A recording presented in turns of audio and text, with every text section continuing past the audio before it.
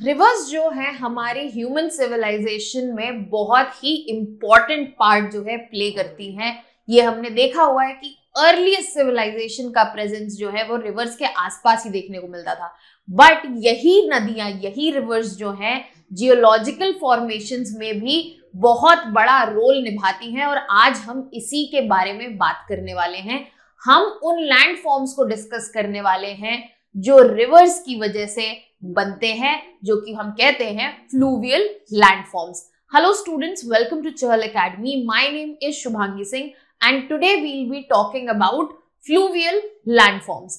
अगर मैं इन land forms की बात करूं, बेसिकली ये वो लैंड फॉर्म्स हैं जो रिवर्स की एक्टिविटी, चाहे वो इरोजनल या फिर डिपोजिशनल एक्टिविटी की वजह से क्रिएट होते हैं।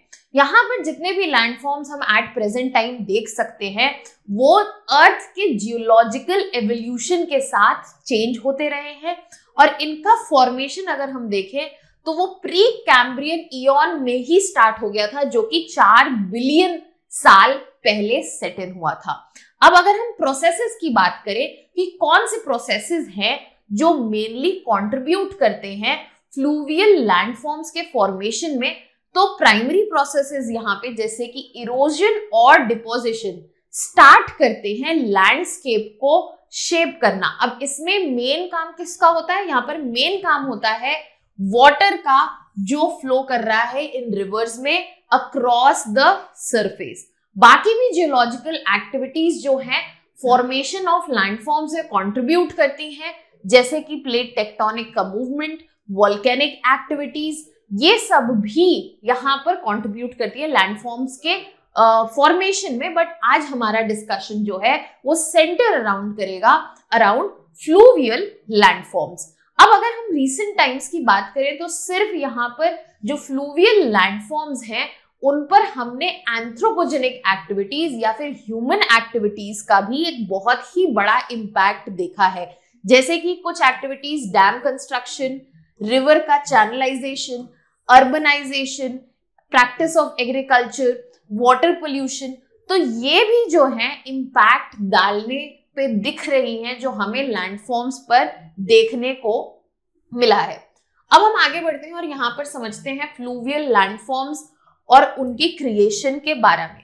जैसा कि मैंने स्टार्टिंग में कहा, ये वो लैंडफॉर्म्स हैं जो क्रिएट हुए हैं बाय रिवर्स और इनको हम कहते हैं फ्लूवियल लैंडफॉर्म्स। अब यहाँ पर ये जो लैंडफॉर्म्स हैं, जो भी फ्लूवियल लैंडफॉर्म्स है, उसमें हम 2 टाइप देखेंगे। सबसे पहला इरोजनल लैंडफॉर्म्स और दूसरा डिपोजिशनल लैंडफॉर्म्स। डिपोजिशनल लैंडफॉर्म्स जो हैं वो क्रिएट होते हैं जब यहाँ पर रनिंग वाटर एग्रेडेशन का काम करता है, जबकि यहाँ पर इरोजनल लैंडफॉर्म्स तब क्रिएट होते हैं जब रनिंग वाटर डिग्रेडेशन का काम करता है। तो let's just say if the water is moving in this direction और यहाँ से डिग्रेडेशन हो रहा है तो ये इरोजनल लैंडफॉर्म बनाएगा। बट यहीं पे ये मटेरियल अगर ग्रेड हो रहा है, ग्रेडेशन देखा जा रहा है इसका, तो ये डिपोजिशनल लैंडफॉर्म बनाएगा। और आज के इस सेशन में हम इन डिटेल डिस्कस करने वाले हैं डिपोजिशनल लैंडफॉर्म्स को। सबसे पहले हम उन प्रोसेसेस को समझ लेते हैं जो कंट्रीब्यूट करते हैं फॉर्मेशन में फ्लूवियल लैंडफॉर्म्स के। सबसे पहला प्रोसेस जो है हमारा यहाँ पर है इरोजन। जो रिवर्स हैं वो लैंड और आसपास के रॉकी मटेरियल को इरोड करती हैं, जिसकी वजह से सेडिमेंट्स और रॉक्स जो है वो कैरी फॉरवर्ड होते हैं, जिसकी वजह से हमें इरोजनल लैंडफॉर्म्स देखने को मिलते हैं, जैसे कि वैलीज, कैनियन, गॉर्जेस। अब ये क्यों होता है? ये होता है because of hydraulic action, abrasion and corrosion. अब यहाँ पर हाइड्रोलिक एक्शन, अब्रेशन और कोरोजन भी समझ लेते हैं।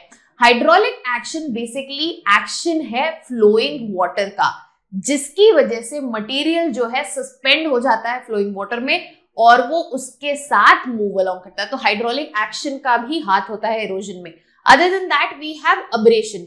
सेडिमेंट्स जो है वो एक दूसरे के सरफेस के अगेंस्ट रब करते हैं, जिसकी वजह से सेडिमेंट्स जो है फर्दर स्मॉलर पार्टिकल्स में टूटते हैं और इरोजन देखने को मिलता है। साथ ही साथ कोरोजन कोरोजन में जो ब्रेक डाउन होता है सेडिमेंट्स और रॉक्स का, वो केमिकल ब्रेक डाउन देखने को मिलता है। तो यहां पर अगर हम बात करें इरोजन की, तो इरोजन हमें हाइड्रोलिक एक्शन, अब्रेशन और कोरोजन के फॉर्म में देखने को मिलता है जब भी हम बात कर रहे हैं सेडिमेंट्स के मूवमेंट की, इरोजन की बाय वाटर। दूसरा प्रोसेस जो यहां पर इन्वॉल्व है वो है ट्रांसपोर्टेशन। जब भी इरोडेड सेडिमेंट्स जो हैं वाटर से, रनिंग वाटर से एक जगह से दूसरी जगह मूव करेंगे, हम उसको ट्रांसपोर्टेशन में कंसिडर करेंगे। अब इसमें भी और प्रोसेसेस इन्वॉल्व हैं, जैसे कि ट्रैक्शन।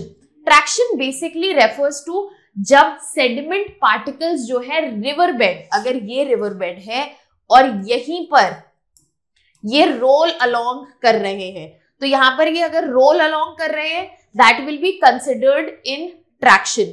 अगर ये बाउंस अलोंग कर रहे हैं तो that will be considered in सॉल्टेंसेशन।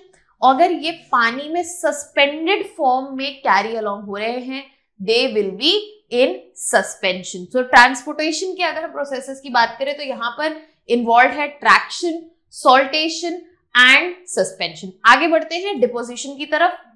जब रिवर धीरे धीरे स्लो होने लगती है तो सेडिमेंट्स जो हैं वो सेटल होने लगते हैं और इनकी वजह से लैंडफॉर्म्स क्रिएट होते हैं, जैसे कि मियांडर्स, रिवर माउथ, डेल्टास एक्सेट्रा।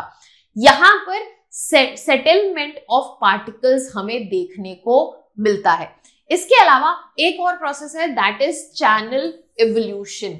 यहां पर रिवर्स जो हैं इरोजन की वजह से, ट्रांसपोर्टेशन की वजह से, डिपोजिशन की वजह से ग्रेजुअली जिस चैनल में फ्लो कर रही हैं वो चैनल्स भी इवॉल्व करते हैं।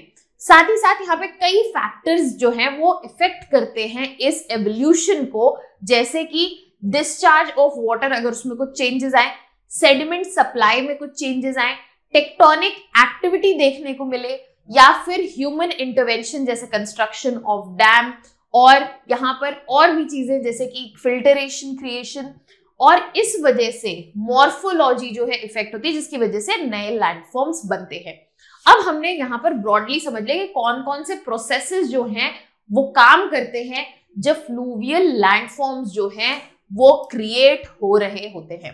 अब हम आ जाते हैं सीधे लैंडफॉर्म्स की बात करने, जिसमें हम बात करेंगे पहले डिपोजिशनल लैंडफॉर्म की। डिपोजिशनल लैंडफॉर्म जो है वो तब बनते हैं जब रिवर का फ्लो कम हो जाता है, जब वो प्लेन्स में आती है, और इसकी वजह से जो सेडिमेंट्स हैं वो सेटल होना शुरू हो जाते हैं ग्रेजुअली। तो यहां पर हम अब डिपोजिशनल लैंडफॉर्म्स की बात करते हैं, जिसमें एक बहुत ही मेजर डिपोजिशनल लैंडफॉर्म है वो है डेल्टास। अगर डेल्टास की फॉर्मेशन की बात करें तो ये क्रिएट होते हैं जब रिवर का जो फ्लो है वो रिड्यूस हो जाता है और रिवर जो है डिपॉजिट करने लगती है sediments at the mouth of larger bodies of river. Let's just say this is the river and this is the mouth where it is meeting the ocean. यहाँ पर इसका इतना स्लो फ्लो होगा, रिड्यूस फ्लो होगा कि जो sediments हैं वो डिपॉजिट होने लगेंगे, और इस सेडिमेंट डिपॉजिशन की वजह से डिस्ट्रीब्यूटरी चैनल्स जो हैं वो क्रिएट होंगे। तो यहाँ पर अगर हम कंपोनेंट्स की बात करें तो डिस्ट्रीब्यूटरी चैनल्स आपको देखने को मिलेंगे, डेल्टा प्लेन्स देखने को मिलेंगे, क्योंकि सेडिमेंट के डिपोजिशन से एक फ्लैट लैंड जो है वो क्रिएट हो जाएगी इन चैनल्स के बीच। अगर एक ये चैनल और दूसरा चैनल ये है तो यहाँ पे फ्लैट लैंड्स इनके बीच में क्रिएट हो जाएगी, और साथ ही साथ आपको फॉर्मेशन देखने को मिलेगा डेल्टा फ्रंट का। ये वो एज है जहां पर डेल्टा जो है सी से मिलता है, एंड यहाँ पर इसको हम कहते हैं डेल्टा फ्रंट। इसका बहुत अच्छा एग्जाम्पल है गंगा ब्रह्मपुत्रा डेल्टा, सुंदरबंस में हमें देखने को मिलता है, गोदावरी डेल्टा, कृष्णा डेल्टा, माही डेल्टा। और ये डेल्टा रीजन्स जो है इनका बहुत बड़ा सिग्निफिकेंस है, क्योंकि ये कोस्टल प्रोटेक्शन तो देते ही हैं, साथ ही साथ हैबिटेट्स जो हैं, बायोडाइवर्सिटी जो है वो यहाँ पर देखने को मिलती है, और यहाँ पर फर्टाइल लैंड, क्योंकि सेडिमेंट्स डिपॉजिट हो रहे, फर्टाइल लैंड का फॉर्मेशन होता है जो कि एग्रीकल्चर के लिए भी काफी सूटेबल माना जाता है। अब यहाँ पे इस इमेज में आप क्लियरली देख सकते हैं डेल्टा का फॉर्मेशन। यहाँ पर सेडिमेंट डिपॉजिट होने की वजह से ये डिस्ट्रीब्यूटरीज जो हैं क्रिएट हो गई हैं और ये delta channels, and finally this is the delta front. जो हम कंपोनेंट्स की बात कर रहे थे वो यहाँ पे देखने को मिल सकते हैं। आगे बढ़ते हैं और बात करते हैं अदर डिपोजिशनल लैंडफॉर्म्स की। Then we have flood plains. Flood plains तब बनते हैं जब रिवर अपने सेडिमेंट्स को एडजेसेंट फ्लैट एरियाज में, जो रिवर के एडजेसेंट एरियाज हैं, बगल के एरियाज हैं, उसमें सेडिमेंट डिपॉजिट करती है ड्यूरिंग फ्लड्स। जब भी रिवर का फ्लो बढ़ेगा फ्लड के टाइम, तो जो उसके एडजेसेंट एरिया है, ये रिवर का मूवमेंट है, ये एडजेसेंट एरिया है, फ्लडिंग के वक्त water will come out here और यहाँ पे जो सेडिमेंट्स का डिपोजिशन होगा इससे क्रिएट होते हैं फ्लड प्लेन्स। अब अगर हम फ्लड प्लेन्स की कंपोनेंट्स की बात करें तो मेन रिवर सिस्टम जो है वो एक कंपोनेंट है जिसको हम फ्लड वे कहते हैं। इसके अलावा जो आउटर एरियाज हैं जिसमें इनंडेशन देखने को मिलता है उसको हम फ्लड फ्रिंज कहते हैं। अगर हम इंडिया में बात करें तो एग्जाम्पल है हमारा Indo Gangetic plain, Yamuna flood plains, Brahmaputra flood plains. यहाँ पर भी डाइवर्स स्पीशीज का हैबिटेशन और बायोडाइवर्सिटी देखने को मिलती है। ये नेचुरल सेडिमेंट रिजर्वोयर्स हैं। साथ ही साथ यहाँ पर ground water recharge because of presence of aquifers and fertile land for agriculture. इस वजह से यहाँ पर इन एरियाज का काफी बड़ा सिग्निफिकेंस माना जाता है, इनकी इंपॉर्टेंस मानी जाती है। इसके अलावा और डिपोजिशनल लैंडफॉर्म्स की बात करें तो we have alluvial fans. Alluvial fans जो है इनका फॉर्मेशन तब देखने को मिलता है जब रिवर्स जो हैं अपने सेडिमेंट को डिपॉजिट करती है माउंटेनियस एरिया से जो लाए हुए हैं फ्लैटर रीजन्स में। इसकी वजह से कोन शेप्ड स्ट्रक्चर्स देखने को मिलते हैं। आप इस डायग्राम की तरफ यहाँ पर देख सकते हैं। माउंटेनियस एरिया से जो भी रिवर्स सेडिमेंट्स लेकर आई हैं, जैसे ही वो फ्लैट रीजन में आती है वहां पर डिपोजिशन शुरू हो जाता है और इस वजह से हमें कोन शेप्ड स्ट्रक्चर देखने को मिलता है जिसको हम एक अलुवियल फैन कहते हैं। यहाँ पर alluvial fans as a landform जो है गंगा में देखे जा सकते हैं, सतलुज में देखे जाते हैं, ब्रह्मपुत्रा, ताप्ती अलुवियल फैंस ये अच्छे एग्जाम्पल्स हैं जो इंडिया में ही प्रेजेंट हैं ऑफ दिस पर्टिकुलर लैंडफॉर्म।